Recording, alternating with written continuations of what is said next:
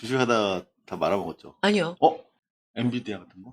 지금 뭐 젊은 층은 물론이고 주식 하시는 분들은 뭐 절대적으로 너무나 반가운 얘기를 하고 있는데 해외에서 먼저 반응이 막 옵니다. 자, 파이낸셜 타임스죠? 네, FT 투자자들 이 대통령의 코리아 디스카운트 해소에 베팅. 지금 쭉 읽어보니까 엄청난 평가들을 외국에서 하고 있어요.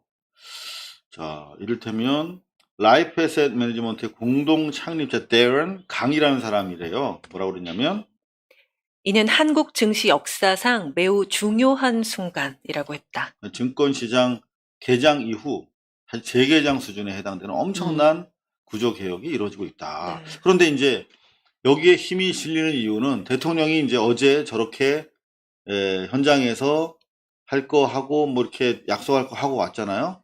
거기서 끝나는 게 아니야. 응? 바로 아시아 경제에 따르면 이 대통령 불법 공매도 말이 됩니까? 지적 이후 대통령실 4시간 반 만에 금융당국 소집.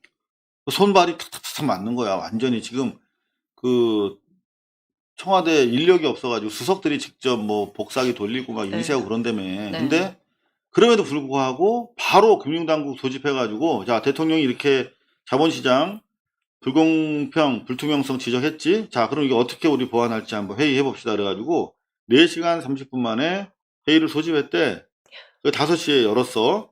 그래가지고 따다닥 해가지고 지금 뭐 엄청나게 빠른 속도로 진행이 되고 있다는 겁니다.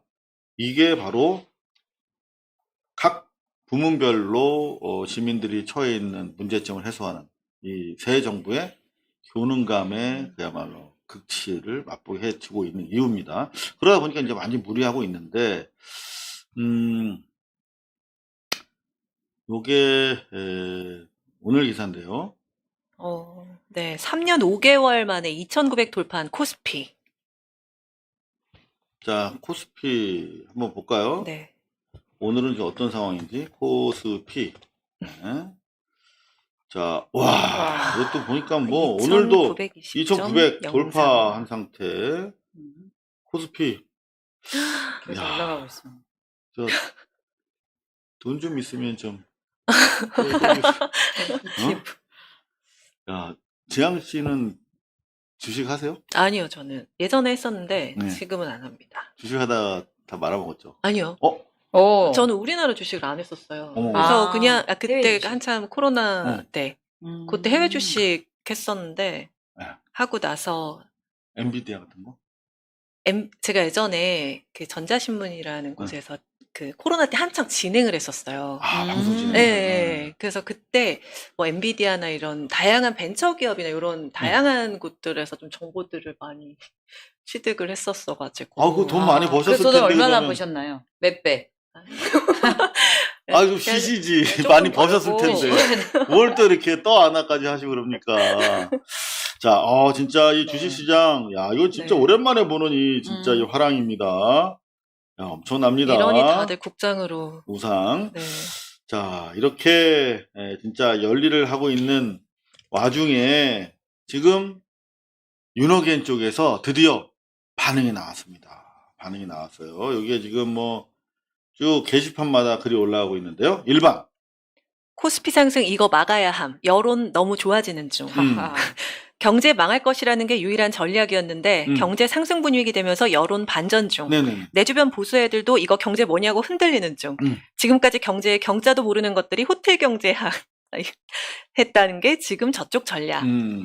코스피 내려야 함. 무조건. 네. 지금 일찍들은 나라 망하는 게 일단 유일한 전략이었는데 네, 망했어요. 네. 지들이 오히려 망하고 있습니다.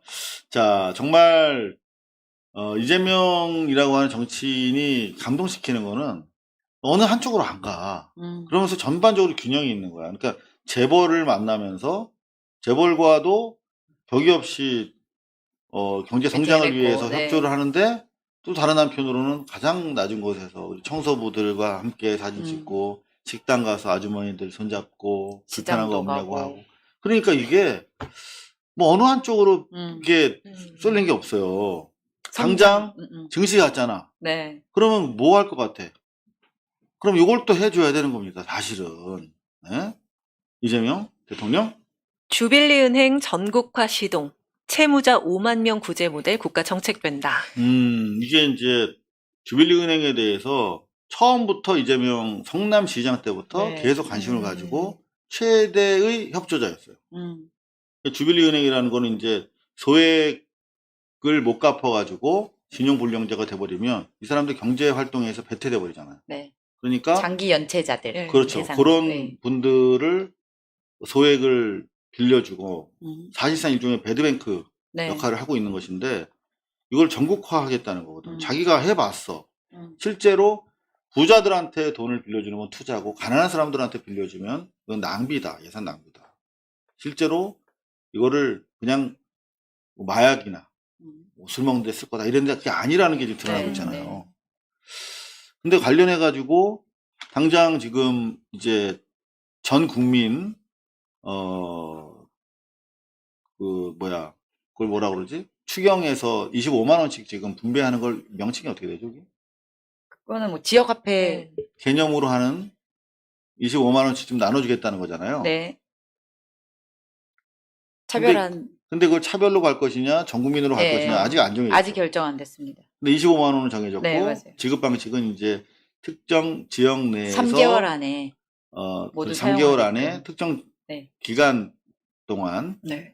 특정 장소에서 써야 되는 건데 제가 취재를 해봤어요. 청와대를. 네. 그랬더니 민생회복지원금. 아 그렇죠. 죄송합니다. 민생회복지원 적어놔야지. 민생회복지원금. 아 이런 게 자꾸 단어가 도망가. 민생회복지원금. 네. 너무 많고 지나가. 근데 네. 그게 대통령의 생각이 궁금하시잖아요. 네. 당에서는 지금 선별하려고 보면은 하고. 전체로 가기를 원하는 것 같고 음. 심지어 어떤 정치인은 결사적으로 나는 목숨 걸고 전체 지급을 하겠다. 근데 마치 청와대에서 선별 지급 얘기를 하는 것처럼 비추잖아요. 네. 근데 이유를 알았어. 어떤 이유? 네. 취재. 취재해 네. 보니까 청와대에 그 누구야? 청와대 이전 TF 팀장 이정도. 이정도. 네. 이 정도인지 몰랐다는 아. 그 이 정도. 완전히 짠순이라는 그쵸, 거잖아. 그리고 그 실장부터 시작해서 경제 그 스태프들이 예산이 너무 없잖아, 지금. 빈 창고를 넘겨받았잖아. 그래서 이분들이 지금 꼭 졸라내고 있다는 거야. 스태프들이, 보좌진들이. 그래가지고 그렇게 나가고 있는 거래요. 근데 대통령의 원칙은 다 풀자. 전체 지급이다. 그래서 오히려 대통령이랑 스태프들이랑 지금 조율 중에 있어. 조율 중이라는 거야. 그러니까 이럴 때 어떻게 해야 돼요? 전체 지급 갑시다. 우리가 그렇게 얘기해 줘야 되는 거야. 전체 지급 가야죠. 그치. 네. 그래서 모두 효능감을 느끼죠. 그렇죠. 아니 저도 이번에 되게 정책들을 많이 이렇게 고민을 하고 만들었는데 저는 아까 그 얘기 하시다 젠프가 하시는 것들이 되게 균형이 있다. 이 균형이라 하는 것은 사실 각계 계층이 모두 다 국민들이잖아요. 그 국민들에게 효능감을 줘야 된다. 그렇죠. 네, 그에 맞는 그죠? 막 부자들에게는 무조건 뺏는 게 아니라.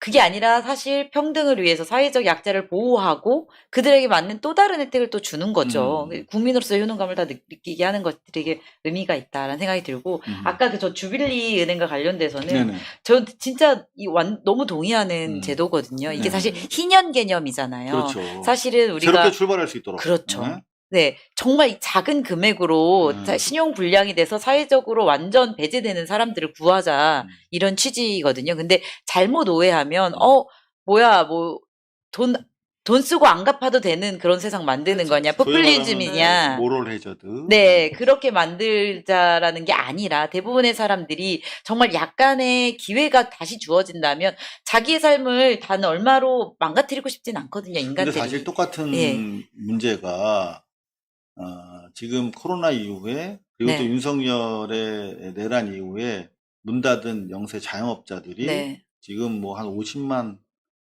까지도 간다는 거 아니겠습니까? 그래서 전체적으로 지금 IMF 수준보다 더 안 좋은 좋다고 하죠. 경기 지표를 보이기 때문에 이 주빌리 은행이 이제 신용 불량자 개인도 있지만 그 나라에서 IMF 때 문 닫으라고 해서 닫았어. 네. 정부 시책을 따른 죄로 엄청나게 손해를 봤어. 그리고 개인 부채들이 그때 엄청나게 늘어나서 그쵸. 연체율도 지금 엄청나게 폭발 직전이야. 그래서 좀 먹고 사나 해봤더니 이제 또 코로나 때문에, 내란 때문에 또 고통을 입었어. 그러면 두 사건 다 국가의 어떤 잘못이 빚어낸 어떤 그죠.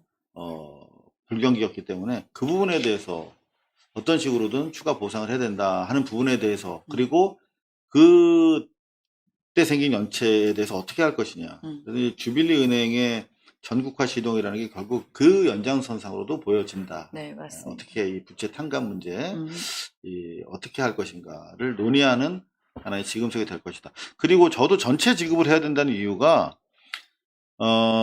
옛날에도 25만 원 받았을 때 사실 더 쓰게 되더라고요. 그러니까 돈이 여유가 좀 더 돈은 있는 맞아. 사람들은 맞아요. 거기다 보태서 그렇죠. 고기도 먹고 소비를 하게 돼요. 네. 네. 맞습니다. 그러니까 25만 원을 나눠서 보통 쓰거나 한 번에 쓸 수 있는데 마지막에 딱 안 떨어져 이게. 25만 그렇죠. 원. 포기하지 않고 더해서 좀 더 맞아. 쓰죠. 좀 더 사실. 쓰죠. 네, 맞아요. 돈 있는 사람들은 네. 안 쓰려다가 더 많이 쓰게 되고 없는 분들은 진짜 못 먹던 거, 못 입던 거 장만하면서 공정 소비를 하게 됩니다. 전 국민은 저는 지지합니다. 네. 자, 저희 고발 뉴스에서는 뭐 이런 거 가지고 특종이다, 뭐 단독이다 이런 거 안 해요. 네. 대부분 저희가 다른 언론에서 아직 모르고 있거나 보도 안 한 것들을 저희가 얘기를 그냥 지나가는 소리로 합니다. 네. 나중에 보시면 기사가 나옵니다.